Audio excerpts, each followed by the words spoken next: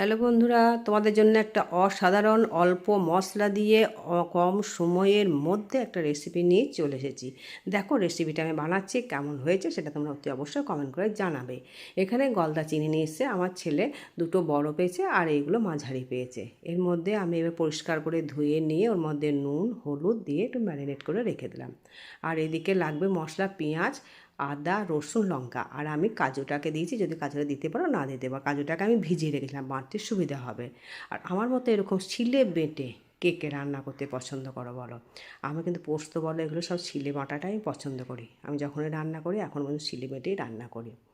এবার কড়াই সর্ষের তেল দিলাম, তো তেল গরম হয়ে গেল, মাছগুলোকে আমি একে একে ভেজে তুলে নেব। সব মাছগুলোকে ঠিক এরকমভাবে ভেজে ভেজে তুলে নেব। বেশি ভাজবো না, মানে খুব কম ভাজবো, একদম ছাঁকা একদম লাল করে একদম ভাজবে না। আর যেগুলো বড়টা দুটো এই যেগুলো ছিল পাগুলো ছিল সেগুলোকেও ভেজে তুলে নিলাম।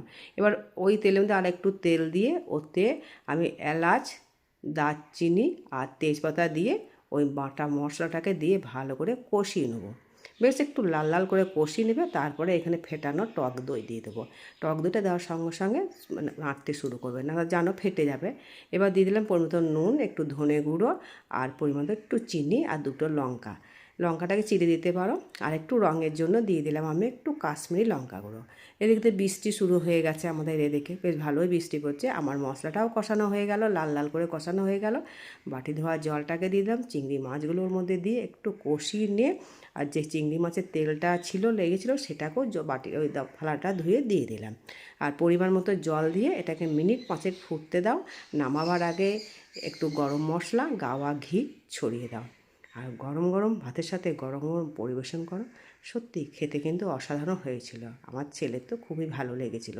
তাই তোমাদের কেমন লাগলো একটু কমেন্ট করে জানাবে। যদি ভালো লাগে শেয়ার করে দিও, আর পারলে একটু সাবস্ক্রাইব করে দিও তোমরা। আর যারা ফেসবুক থেকে দেখছো তারা আমাকে এটা ফলো করে দিও। এখন কেমন, এইটুকু, টাটা।